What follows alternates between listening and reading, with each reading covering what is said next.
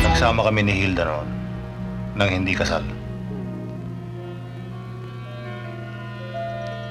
Pero nagbago ang lahat nang kunin akong bodyguard ni Gobernador de Leon. Nagdadalang tao na si Hilda nang kausapin akong tumakbo para mayor. Hindi ko masabi kay Hilda ang tungkol kay Mirasol. Hindi ako makapaniwala sa naging swerte ko. Isang bodyguard lamang, tapos biglang ipapasok sa politika para maging mayor. At pagkatapos maging asawa ng pinakamaganda at pinakamayamang heredera sa bayan. Iniwan ko si Hilda. Hindi ko kinikilala na ako ang ama ng pinadala niya. Dahil natakot akong mawala sa akin. Ang magandang kinabukasan natagpuan ko kay Mirasol.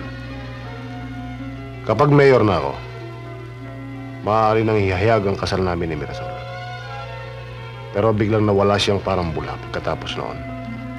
Yun lang ang alam ko. Hindi ko na nakita si Mirasol o si Hilda. Hanggang ngayong nagbalik sila na sabay. Hindi mo alam na isinilang ko ang aking anak? Hindi ba sinabi sa'yo ng gobernador? Hindi ko alam.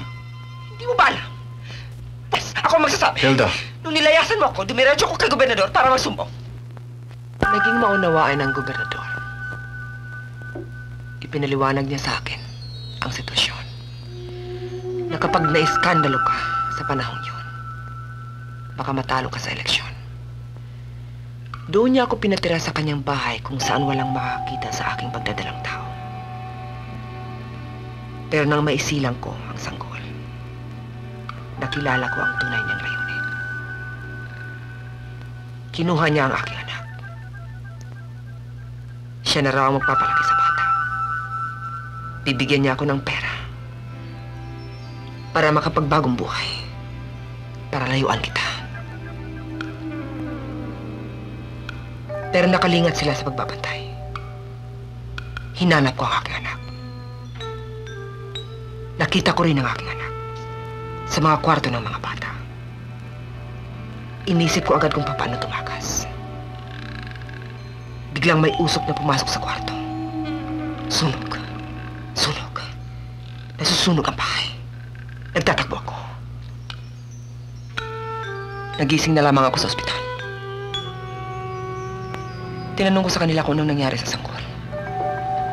Pero wala silang alam kung saan napunta. Bakit hindi ka lumapit sa akin noon? Binantaan ako ng gobernador. Natakot ako. Wala akong laban. Maraming salamat sa Diyos. Matagpuan kita. Maraming salamat. Nailigtas ka niya sa sunog.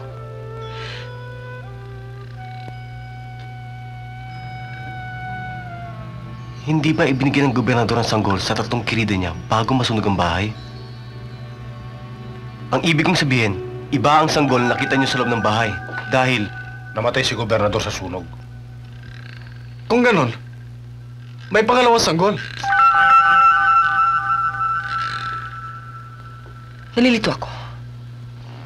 Pero kung anak talaga ni Hilda ang sanggol na nakita niyo, kaninong anak ang binigay sa tatlong belyas? Kay Mirasol kanino pa? Sinasabi ko na nga ba't si Mirasol ang nanay ko? At kayo ang tatay ko? Isa lang ang bata. At akong ina. Ako. Maaaring nagkaanak kami ni Mirasol. Yan ang suspensya ko noon. Kung hindi, bakit pinipilit ni gobernador na pakasal ako kay Mirasol? Pero pinagtataka ko, bakit pinawalang bisa ni Mirasol ang kasal namin? Pagkatapos masunog ang bahay.